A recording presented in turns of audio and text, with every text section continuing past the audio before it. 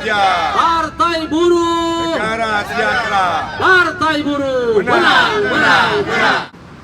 Saat ini Partai Buruh fokus kepada pemenangan pileg di anggota-anggota kita, caleg-caleg kita tahun 2024.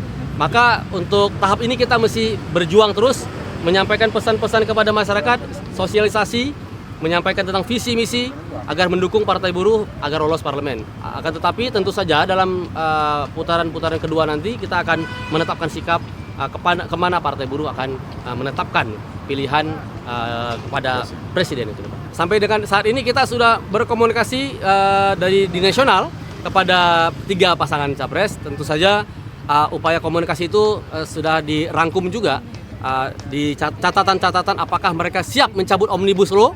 Kalau salah satu pasangan siap mencabut Omnibus Law, maka dipastikan Partai Buruh akan langsung mengatakan sikap untuk bargainingnya adalah tentang pencabutan Omnibus Law.